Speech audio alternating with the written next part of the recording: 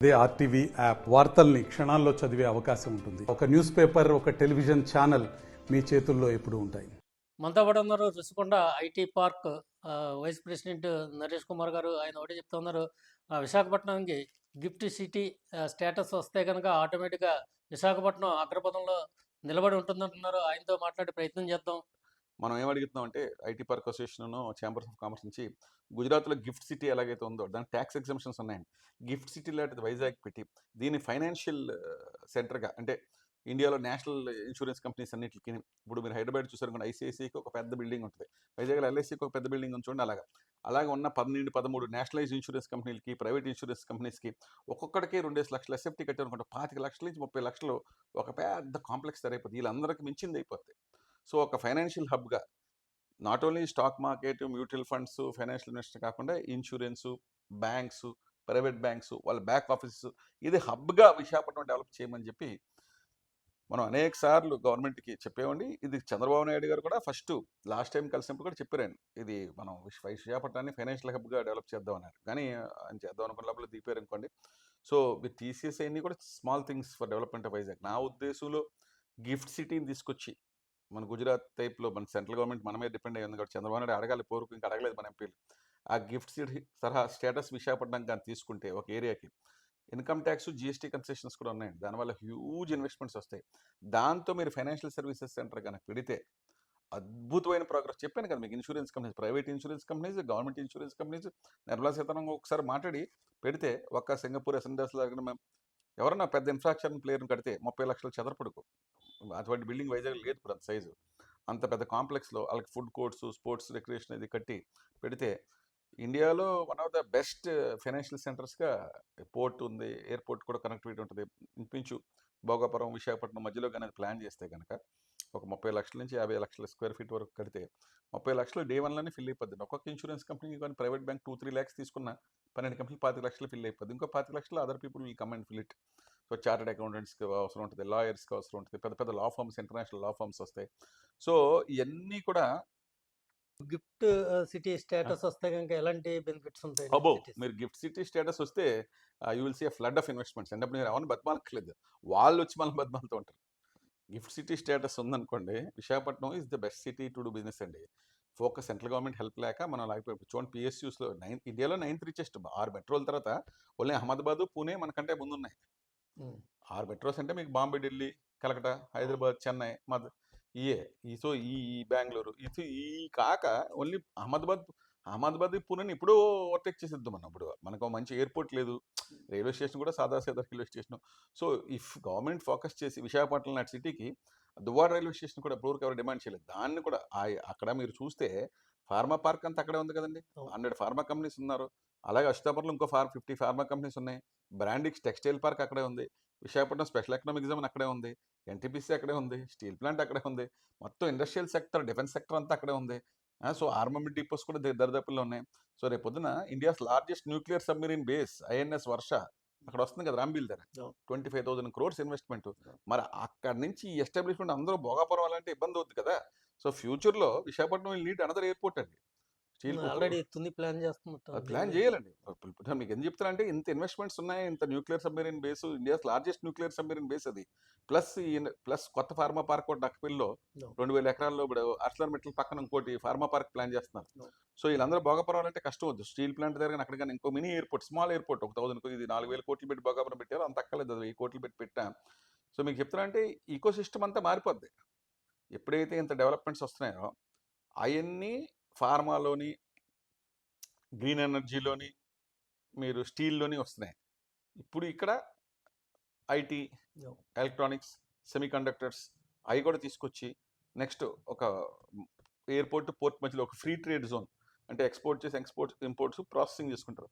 ఎఫ్టీజెడ్ అంటారు, దుబాయ్లో చాలా ఉన్నాయండి ఫ్రీ ట్రేడ్ జోన్. అలా వేరే హౌసింగ్స్ పెట్టి ఫ్రీ ట్రేడ్ జోన్స్ చేస్తే అద్భుతమైన ప్రోగ్రెస్ ఉంటుంది. ఇంకొక ప్రణాళిక కూడా మన సీఎం చెప్పారు, మీరు ఇంట్రెస్టింగ్ అడుగుతున్నారు కాబట్టి. సిటీ గ్రో అవ్వాలనుకోండి, ఇలా కాస్ట్ ఆఫ్ లివింగ్ తగ్గి సిటీ ఇంకా బెటర్ సిటీ అవ్వాలి. ఇండియాలో one of the best city Amaravati మీద ఆయన ఎలాగ చేసి పని చేస్తున్నారు. విశాఖపట్నంకి, శ్రీకాకుళంకి, Vizianagaram 3 major cities arounding Bhogapuram and Moolapatnam port. ఈ మూడిట్లకి చిన్న చిన్న ఔటర్ రింగ్ రోడ్స్ చేసేసి, శ్రీకాకుళంకి ఒక ఔటర్ రింగ్ రోడ్డు, విశాఖపట్నంకి ఒక ఔటర్ రింగ్ రోడ్డు, విజయనగరంకి ఒక ఔటర్ రింగ్ రోడ్డు. ఇప్పుడు విజయనగరం నుంచి నేషనల్ హైవే కనెక్ట్ చేస్తే అది స్టేట్ రోడ్ అండి, అది హైవే కాదు. అది అది దాన్ని డబల్ చేయాలి ఇమీడియట్గా. భోగాపురం ఎయిర్పోర్ట్ లింకేజ్ అవుద్ది, కష్టం అవుద్ది విజయనగరం జనాలు. అది ఎక్స్పాండ్ చేసి ప్రతి ఊరు బయట ఒక ట్రక్ పార్కింగ్ టెర్మినల్ అండి. ఊర్లోకి ట్రక్స్ వస్తాయి కదా, ఇందోర్లో అయితే ప్రతి ట్రక్ని కడిగి పంపిస్తారండి. సో అలా ట్రక్ పార్కింగ్ టెర్మినల్, ఇది వాషింగ్, సర్వీసింగ్, వాళ్ళకి ఫుడ్ కోర్ట్స్, వాళ్ళు పడుకుంటాకి వాళ్ళ రూమ్స్ లాంటివి అని పెట్టి, అది మనం స్టేట్ గవర్నమెంట్ కట్టకల ల్యాండ్ ఇచ్చేస్తే టాటా వాళ్ళు, మహేంద్ర వాళ్ళు వాళ్ళు చేసేస్తారండి. ఒక బ్యూటిఫుల్ ట్రక్ పార్కింగ్ 200-300 ఎకరాల్లో హండ్రెడ్స్ ఆఫ్ ట్రక్స్ వచ్చి పార్క్ అవుతాయి. వాళ్ళు సర్వీసింగ్ చేసుకుంటారు, రిపేర్స్ చేసుకుంటారు. ఎక్కడ ఉందా మనకి? లేదు కదా. అవన్నీ బయట ట్రాఫిక్ లాగా అయిపోయి రోడ్డు మీద పక్కన పెట్టుకుని ఏదో సరిగ్గా క్లీన్ చేయక, ఏదో డాబాల్లో అన్హైజీనిక్ ఫుడ్ తింటా వాళ్ళు సిక్ అయిపోతాయి. ఇలా కాకుండా ఒక క్వాలిటీ ఫుడ్, క్వాలిటీ పడుకుంటా spaces, complete repair and manufacturing. ఇప్పుడు భోగాపురం ఎయిర్పోర్ట్లో ఎయిర్ క్రాఫ్ట్కి ఎలాగైతే మెయింటెనెన్స్, రిపేర్, ఓవర్హాల్ పెడుతున్నారో, అలాగే ట్రక్స్ కూడా మెయింటెనెన్స్, రిపేర్, ఓవర్హాల్, గాలి, 2 మంచి పెట్రోల్ బంక్స్ ఇవన్నీ ఒకే ప్లేస్ అక్కడ వచ్చి ట్రక్ డ్రైవర్ వచ్చి స్పెండ్ చేసి ట్రక్ రిపేర్స్కి వెళ్ళిపోయి ఒక ట్రక్ పార్కింగ్ విజయనగరం ఒకటి, విశాఖపట్నం ఒకటి, శ్రీకాకుళం ఒకటి. ఇది ఒకటి రిక్వెస్ట్ చేసాం. అలాగే మీరు విశాఖపట్నంలో చౌలమంది చూస్తే ఫ్రూట్ అండ్ వెజిటబుల్ మార్కెట్ ఉంది. ఫ్రూట్ అండ్ వెజిటబుల్ మార్కెట్ ఏమవుతుంది, విశాఖపట్నంలో ఉన్న మెస్సలో హాస్టల్స్ 200-300 ఉన్నాయి. వాళ్ళందరూ ట్రక్కులు, ఆటోలు వేసుకెళ్ళి అక్కడ ఫ్లెక్స్ మొత్తం క్లాగ్ చేసి పడేస్తారు. Unplanned development. మీరు ఒక 300 ఆటోలకి, 250 మినీ వ్యాన్లకి, బయట వచ్చి ట్రక్కులకి ఆ ఫ్రూట్ అండ్ వెజిటబుల్ మార్కెట్ మోడర్న్గా పెట్టి, ఆ రాత్రి వచ్చిన పడుకుంటాక అక్కడ కోల్డ్ స్టోరేజ్ కూడా లేదు. అక్కడ కోల్డ్ స్టోరేజ్ కట్టి వెజిటబుల్ మార్కెట్ వాళ్ళకి స్టోర్ చేసుకునేలాగా, వాళ్ళు భోజనం చేస్తాక, పడుకుంటాక వాళ్ళకి టాయిలెట్ ఫెసిలిటీస్ అవన్నీ క్రియేట్ చేసి ఒక పార్కింగ్ చేస్తే, ఈ 3 ఊర్లకి కూడా ఒక మంచి 100 ఏకర్స్లో ఊరు అవుట్స్కట్స్లో వెజిటబుల్ అండ్ ఫ్రూట్ మార్కెట్ ఒకటి పెట్టి, దాని పక్కనే ప్రతి జిల్లాలో ఇండస్ట్రియల్ ఎస్టేట్ కడుతున్నారు. 1000 ఎకరాల్లో ఇండస్ట్రియల్ ఎస్టేట్ కట్టి ఇక్కడికి ఎవరికి మన విజయనగరంలో ఒకటి, శ్రీకాకుళంలో ఒకటి, విశాఖపట్నం ఒకటి. దాని పక్కనే 2 శాటిలైట్ టౌన్షిప్స్, అంటే మన స్టీల్ ప్లాంట్లో టౌన్షిప్ ఉంది చూడండి ఎంప్లాయీస్కి, అలాగా. అంటే టౌన్షిప్ ఊరికి అమరావతి లాంటి ఊరు కాదు, స్టీల్ ప్లాంట్ ఒక 5000 మంది 6000 మంది ఉంటాయి. ఒక ప్లాండ్ టౌన్షిప్స్ విశాఖపట్నం అవుట్స్కట్స్లో. విశాఖపట్నంకి 2-3 కావాలి. మన ఆనందపురం దొరకటి ప్లాన్ చేయొచ్చు, పెందుర్తి దొరకటి ప్లాన్ చేయొచ్చు, అనకాపల్లి దొరకటి. సో విశాఖపట్నం చుట్టూ 2-3 శాటిలైట్ టౌన్షిప్స్, స్టీల్ ప్లాంట్ లాంటి మినీ టౌన్. అలాగే విజయనగరం దొరకటి, శ్రీకాకుళం దొరకటి టౌన్షిప్. దాని పక్కన ఎడ్యుకేషనల్ కాంప్లెక్స్, ఈ హై క్వాలిటీ. ఇప్పుడు ఏ స్కూల్ తీసుకున్నా మీరు ప్లే గ్రౌండ్స్ ఉండలేదు చూసారా, ఓ 10 ఎకరాల్లో మంచి మంచి స్కూల్స్ బెంగళూరు నుంచి హై క్వాలిటీ స్కూల్స్ తీసుకొస్తే మనం బయట ఊళ్ళకి వెళ్ళక్కలేదండి. అమెరికన్లోని, బెంగళూరులోని, బాంబేలో ఉన్న బెస్ట్ స్కూల్స్ ఇక్కడ తీసుకొచ్చి సీఎం గారు చేసిన పని అంతే. అదే ఒక ల్యాండ్ అలాట్స్ వాళ్ళే నడుపుకుంటారు, గవర్నమెంట్ ఇంటర్ఫీరెన్స్ ఏం లేదండి. అలాగే దాని పక్కన స్పోర్ట్స్ ఆడుకుంటా కూడా లేదు. ఇప్పుడు ఎంవీపీలో ఇండోర్ స్పోర్ట్స్ కాంప్లెక్స్ ఉంది కదా, అలాగే ఒక indoor and outdoor sports complex Vizianagaram ఒకటి, విశాఖపట్నం, శ్రీకాకుళం. సో ఇలా చుట్టూరు ఒక ఇండస్ట్రియల్ ఎస్టేట్, ఒక 2-3 రెసిడెన్షియల్ టౌన్షిప్స్, ఒక స్పోర్ట్స్ కాంప్లెక్స్, ఒక truck parking terminal, fruit and vegetable market, ఇలాగా ఇవన్నీ మార్చేస్తే 100 ఏకర్స్లో గవర్నమెంట్ ల్యాండ్ ఇచ్చేస్తే, సపోజ్ మీరు ఫ్రూట్ అండ్ వెజిటబుల్ మార్కెట్ ఉందనుకోండి, 300 మంది షాప్స్ తీసుకుంటారు. ఓడావాళ్ళు డెవలప్ చేస్తే డే 1 డబ్బులు వచ్చేస్తాయి. గవర్నమెంట్ రూపాయి పెట్టుబడి పెట్టవలసిన పని లేదు. ల్యాండ్ ఎక్వైర్ చేసి ఉంటే వాళ్ళు. అలాగే ట్రక్ పార్కింగ్ టైంలో అశోక్ లేలాండ్ వాళ్ళు కానీ, టాటాస్ కానీ, ఎవరో ఒకళ్ళు మన మహేంద్ర హౌస్ కానీ తీసుకుని వాళ్ళే డెవలప్ చేస్తారు. ల్యాండ్ ఇస్తే డబ్బులు కూడా ఇచ్చేస్తారు ల్యాండ్కి. విశాఖపట్నం, విజయనగరం, శ్రీకాకుళం ఒక బ్యూటిఫుల్ సిటీస్గా డెవలప్ అవుతాయి. అంటే సిటీలోకి వచ్చి, అలాగే బస్ పార్కింగ్ టెర్మినల్ కూడా చాలా మంది పెద్ద పెద్ద బస్సులు వస్తున్నాయి, అక్కడి నుంచి మన సిటీలోకి మనం వేరేగా వస్తారు. సో ఇవన్నీ పార్కింగ్ లేక, క్లీన్లెస్ లేక, వాళ్ళ మెయింటెనెన్స్ లేక, వాళ్ళ స్ట్రెయిన్ తగ్గుతూ, వాళ్ళ క్వాలిటీ ఆఫ్ లైఫ్ పెంచుతూ, ఒక గ్రీన్ ఎనర్జీతో ఈవీస్, హైడ్రోజన్ కూడా ఎలాగ వస్తున్నాయి కాబట్టి అవన్నీ కూడా ఆ ఫెసిలిటీస్ పెట్రోల్ బంక్స్లోని వాటిల్లో కూడా పెడితే సిటీకి ఒక మంచి పేరు వస్తుంది. అప్పుడు అన్నట్టు మీరు తర్వాత టూరిజం, ఫిల్మ్ సిటీ కూడా ఇక్కడ డెవలప్ చేస్తే, ఐటీ ఈకో సిస్టమ్ మీరు అడిగారు కదా, అప్పుడు వీళ్ళు వస్తారు. ఐటీకి అన్నింటికి లింక్ ఏంటంటే, ఈకో సిస్టంలో కాస్ట్ ఆఫ్ లివింగ్ తగ్గాల, సిటీ డెవలప్ అవ్వాలి, సిటీ డీకంజెస్ట్ అవ్వాలండి. డీకంజెస్ట్ అయ్యి ఇంత డెవలప్మెంట్ వస్తే గిఫ్ట్ సిటీ తీసుకొస్తాం, ఈ శాటిలైట్ టౌన్షిప్స్ తీసుకొస్తాం, సిటీలో క్వాలిటీ ఆఫ్ లైఫ్ పెరిగి అక్కడి నుంచి ఎయిర్పోర్ట్కి, రైల్వే స్టేషన్కి అవుటర్ రింగ్ రోడ్ ద్వారా ఈజీగా వచ్చేస్తారు ప్రైవేట్ బస్సింగ్ ద్వారా. సో ఎవరన్నా కొత్తలు వచ్చి క్వాలిటీ టౌన్షిప్స్లో అక్కడ ఉండి, అక్కడి నుంచి ఇక్కడికి హాఫ్ అన్ అవర్ 45 మినిట్స్లో గ్రీన్ ఎనర్జీ. ఇప్పుడు ఓలా బస్సెస్ ఉన్నాయి ఇక్కడ, green energy hydrogen powered buses, battery EV powered buses. ఆ బస్సులో మీరు అక్కడ అనకాపల్లి ఉన్నా సరే రిష్కొని రావాలంటే ఎయిర్ కండిషన్ బస్సులో వచ్చేస్తారు.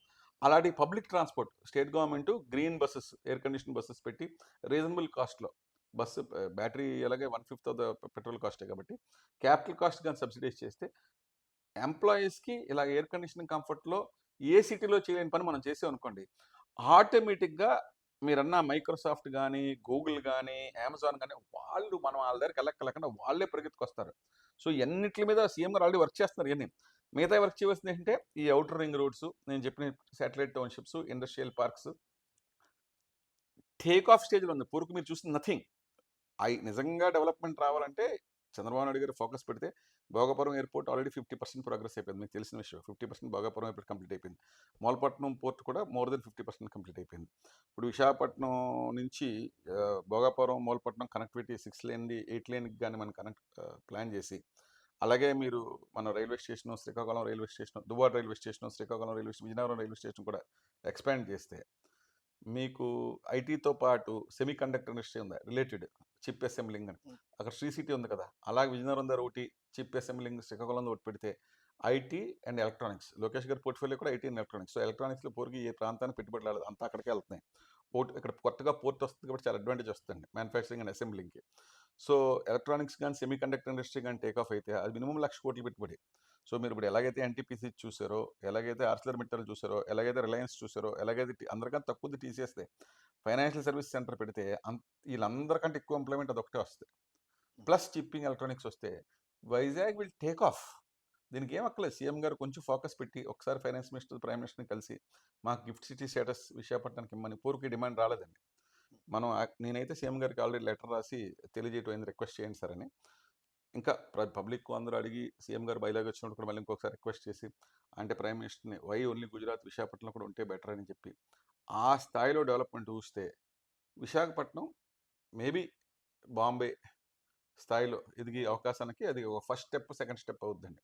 సో డెఫినెట్లీ 100% బాంబే స్టేజ్కి వెళ్ళకుండా 25-30% బాంబే స్టేజ్కి ఇలా ఫైనాన్షియల్ సర్వీసెస్ ద్వారా స్టాక్ ఎక్స్చేంజ్ టెర్మినల్స్. సార్ ఇప్పుడు సెజేరియా, నాన్ సెజేరియా ఉంటుంది, మరి టీజీఎస్ నాన్ సెజేరియాలో కావాలన్నట్టు ఏంటి ఆ రెండిట్లకి ఏంటి డిఫరెన్స్? ఏం లేదండి, సెస్సీజీ అంటే స్పెషల్ ఎకనామిక్ జోన్, ప్రతిదానికి సెంట్రల్ గవర్నమెంట్ పర్మిషన్స్ ఉంటే రిపోర్టింగ్ ఉంటుంది.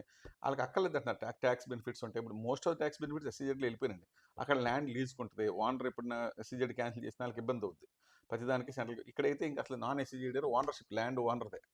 So there is just private party, ఎప్పుడు కావాలితే ఇప్పుడు ఉండొచ్చు. ఇప్పుడు అక్కడ ప్రతిదీ కస్టమ్స్ వాళ్ళు ఉంటారు, ఎస్సీజెడ్లో అయితే కస్టమ్స్ ఉంటారు, ఇన్కమ్ అన్ని రిపోర్ట్ చేయాలి. ఒక కంప్యూటర్ని బయట తీసుకెళ్ళాలన్నా, ఒక కంప్యూటర్ లోపల తీసుకెళ్ళాలన్నా కస్టమ్స్ పర్మిషన్ లేకుండా చేయకూడదండి.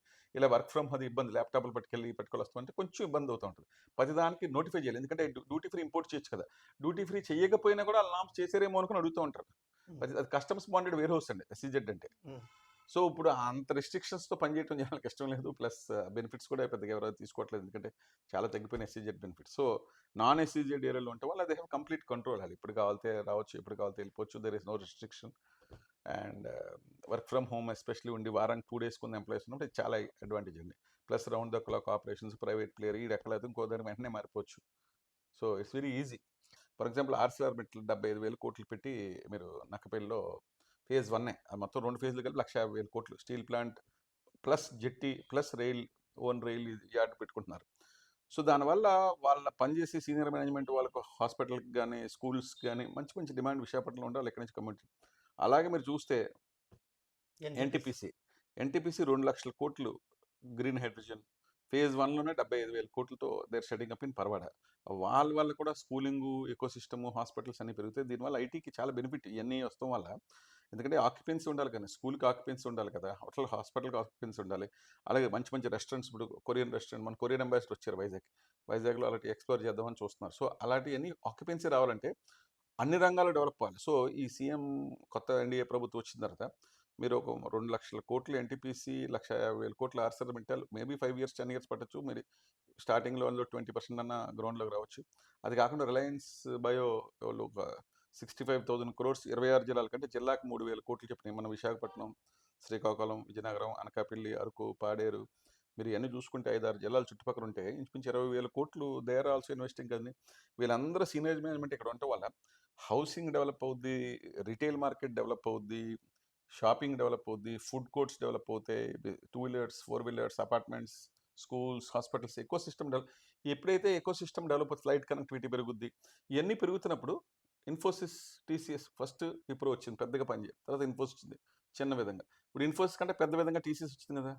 మీరు చూస్తే చూడండి, విప్రోలో కొంచెం మంది ఉండేవారు, తర్వాత ఇన్ఫోసిస్ వచ్చింది, కొంచెం డబల్ ద ఇన్ఫోసిస్ స్ట్రెంత్ వచ్చి విప్రో స్ట్రెంత్. ఇప్పుడు టీసీఎస్ దానికి 10 రెట్ల స్ట్రెంత్ వచ్చింది. అలాగే టీసీఎస్ తర్వాత నెక్స్ట్ ఏంటి, గ్రాడ్యువల్గా మనకు ప్రోగ్రెస్ అవుతుంది కానీ వెనక్కి వెళ్ళట్లేదు కదా. We're attracting big players. Multinational company ఒక్క big player. Last time Chandrababu Naidu గారు కూడా మాట్లాడే ఫైనాన్షియల్ హబ్గా మారుస్తూ అంటున్నారు. ఇప్పుడైతే ఐటీతోనే కాకుండా మిగతా ఆ రంగాల్లో కూడా అభివృద్ధి చెందగా ఇంకా విశాఖపట్నంతో పాటు మొత్తం ఉత్తరాంధ్రలోని 6 జిల్లాల్లో కూడా అభివృద్ధి చెందే అవకాశం ఉందని నరేష్ కుమార్ గారు ఆశాభావం వ్యక్తం చేస్తూ ఉన్నారు. Cameraman Ajith Varma for RTV. మరిన్ని వీడియోస్ కోసం ఛానల్ ని సబ్స్క్రైబ్ చేయండి, లేటెస్ట్ అప్డేట్స్ కోసం వాట్సాప్ ఛానల్ ని ఫాలో చేయండి అండ్ లింక్ డిస్క్రిప్షన్ లో ఉంది.